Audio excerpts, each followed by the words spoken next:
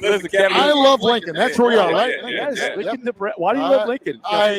When I was doing Missouri and when I was doing Kansas, going up there, I live in Kansas City, so it's an easy drive.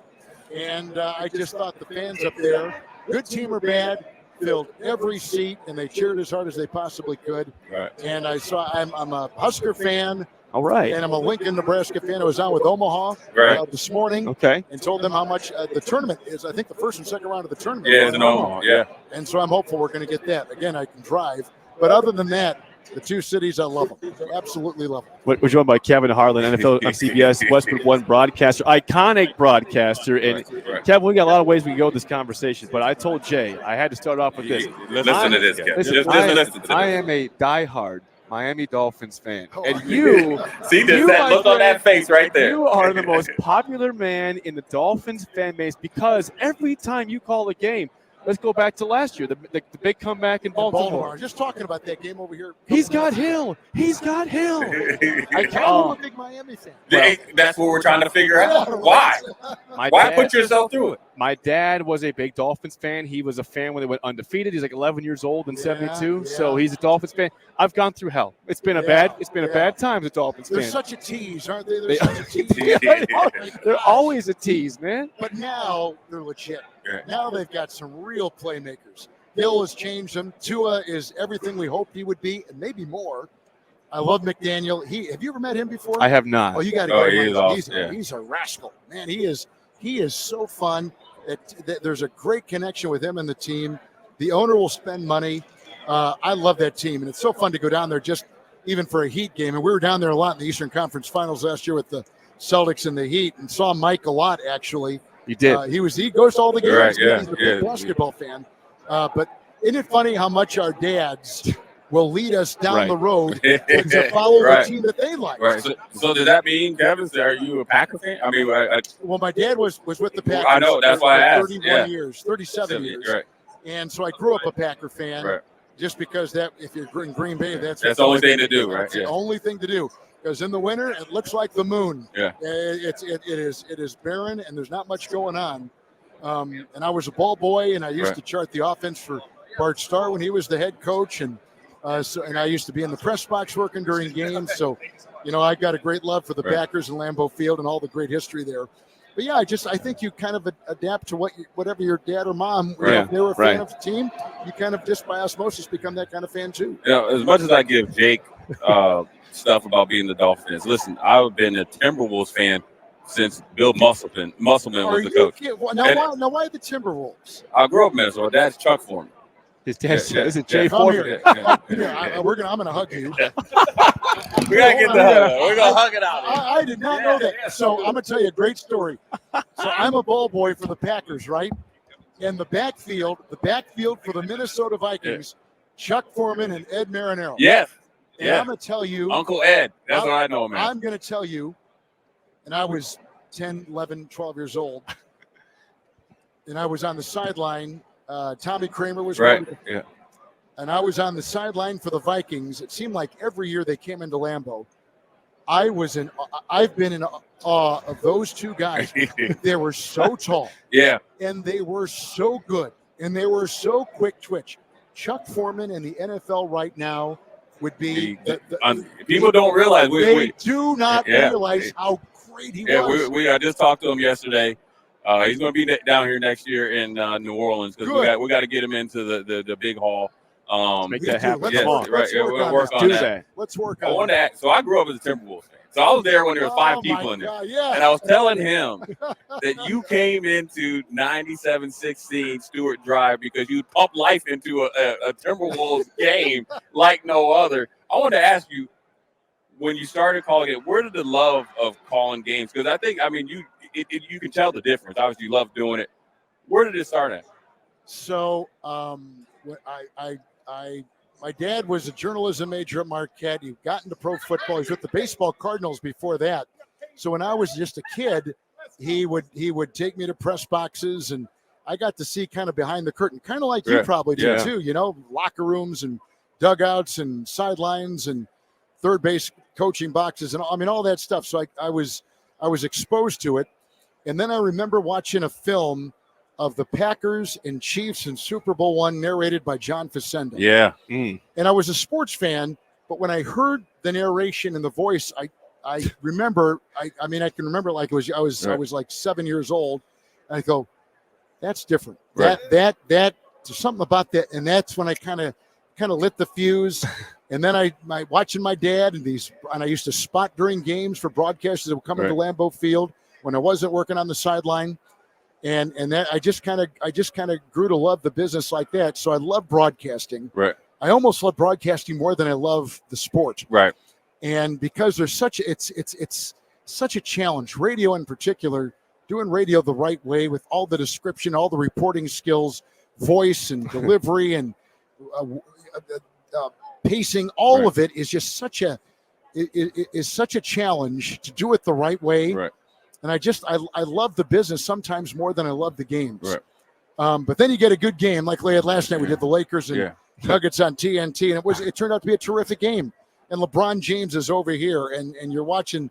Here's Jokic over there, and you go, wow! Like how lucky is this to get to watch these guys play? So I just think being brought up I was brought up in the business, brought up in stadiums and press boxes, and I think it's just kind of in my DNA. Yeah, I think being a ball boy. I was a ball boy too. I always tell people Larry Fitzgerald gets all the credit because he's a Hall of Famer player. Yeah. Me and Lane Kiffin. Are you guys the same age? You and Larry? I used to babysit him. He won't tell you that, right? So Larry Fitzgerald Sr.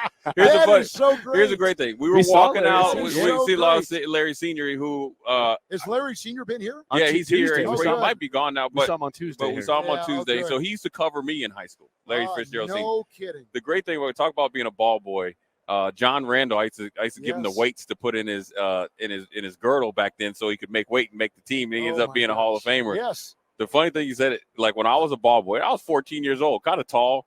When I saw how fast those guys move, I wanted to ask you, when you look at LeBron, you had LeBron last night. You've been fortunate enough to call Jordan, Kobe, everybody. I mean, do you ever just sit back like, man, I've had a pretty cool run where you see three of the best players of all time, let alone Barkley and all those guys. I've called Jordan when he was a rookie. I called Kobe from his rookie year on, and I called LeBron's first game in the NBA. Oh, yeah. As a teenager in Sacramento. Must-see TV. I was in Buffalo, New York. Oh, my gosh. Glued. I think Greg Williams now, he didn't know. We all kind of ended meetings early because we were big basketball fans. I always tell people football players are basketball fans because we can't play a lick of basketball. So we all left and got to watch it. I remember watching LeBron James in that game on your call. And I keep telling Jake, listen, I grew up listening to you, the Timberwolves and all that stuff. So the love for me watching the games, and I watch games because I love to call. We call some games here in Lincoln and Omaha, so it's always appreciative to get to meet you and stuff. Well, you're so nice to say that. LeBron and Kobe and Michael are going to go down as acrobats, and LeBron's going to have the best numbers at the end of the day. Right. And what he's doing at 39 is just he's still good. I cannot believe you cannot believe what you're watching. Right.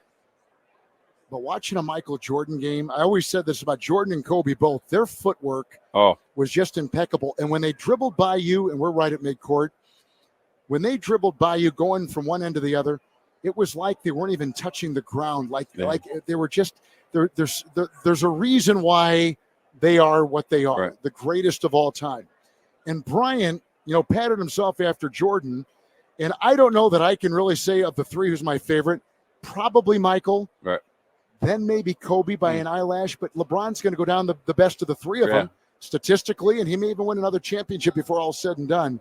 But it is an ideal. Listen, every night that I lay my head on my pillow, I thank God for the chance to be able to do this job, a job that I dreamed of as a kid, and to have the home life that I do, and have everything mixed so well by truly by the grace of God that I relish those moments like last night, calling LeBron. Even at 39, he's still at the top of the league. Scintillating. Yeah.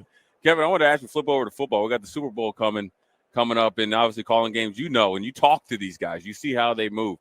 And the whole narrative with Brock Purdy going against one of the going to be, in my opinion, greatest of all time, and Patrick Mahomes. How much of a big deal, do you think it is in that San Francisco organization of the whole game manager going against an icon? Because I get the sense that Brock Purdy, I think he just kind of just lets it roll off his shoulders. I am of the same feeling. Right. In fact, I don't know how much these. I think Mahomes will be a bigger story than Purdy. I don't see Purdy messing up. I think he's. I don't think he's the issue. Right. I think it's going to be all these other parts, and there are a lot of good parts around both these teams. Mahomes is actually kind of taken the step back. Yes, right. Yeah. He's now throwing quicker out of the backfield. He's not trying to be the game hero. He's trying to let other guys get the yards after catch, something that San Francisco does so well. Right.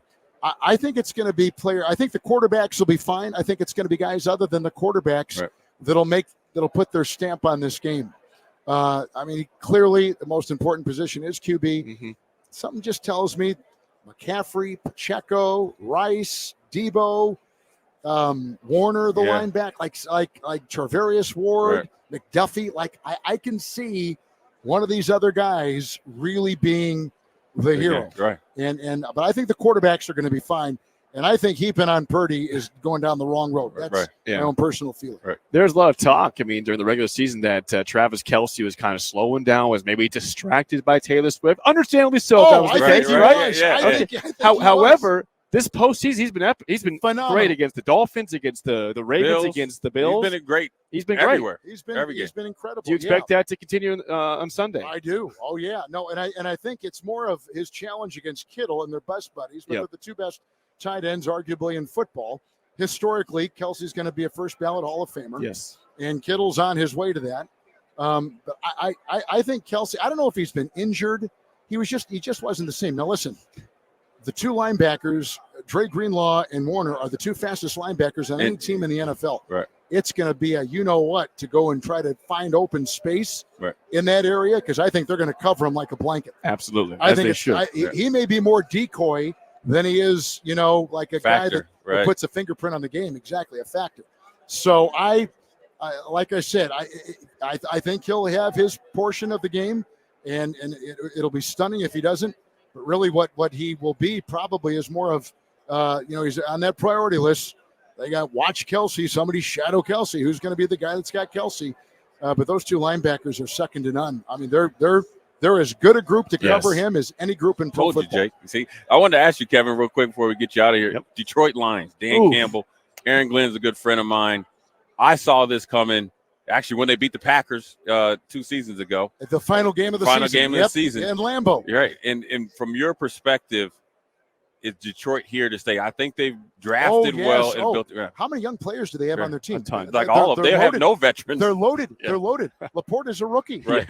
Gibbs is a rookie. Right. The Branch. quarterback is Branch. Yeah. Campbell's still young, too. No. The underreported story on the Lions is how one guy, and that's Campbell, has given a belief to that team, and in the process changed the culture outwardly. Like sometimes it happens, let's do this, and it will go inside. He's done it from the inside out.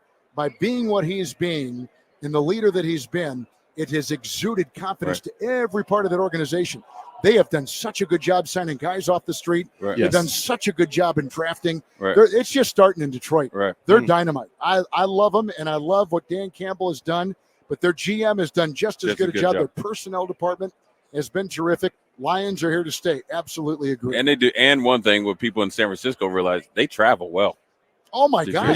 There's tons. They travel well. 2 weeks ago, and I go, I cannot believe how much Honolulu Blue I'm seeing in the stadium right now. It was awesome. It was phenomenal. Yeah, good for them. Yeah, you know what? The league is stronger when Detroit is one of those pillar franchises, like the Giants, like the Steelers, like the Packers. They've been around forever, so it's good to see, especially in that market. That city, they thrive on Red Wing hockey. Yep. But they can be as big a football city as they can a hockey town, as they call themselves. Yeah. I love what they're doing. I'm awful. I was texting with Dan Campbell. I said, listen, man, for a deep down Texas boy, you Detroit all the way, they were this close. Yeah, they were this close. It took a heroic comeback by San Francisco to get them, and I think the Lions went in there with not a. They were not. Their pulse was even, and it was not too big for them. It's 27-10. They were leading. It will serve them well next year. You watch. They will never clock watch again. That's the worst thing you could do, Jacob. I've been there, man. Going against Tom Brady, looking at the clock, it ain't moving. No, I know it, right? Start that clock up, man. Oh, that's awesome, man. Kevin, I appreciate you stopping guys, by, man. you know, listen, I will tell you this. You've called so many games. I feel like I know you now. I get to meet you. It's even better. Same with Jake. We've been looking forward to you coming here today. All week. Nice. Well, we got here so on Monday, and we were talking about Friday. So I would tell you, listen, Kevin. I'm honored. Yeah, you made our week. My privilege to be on with both of you.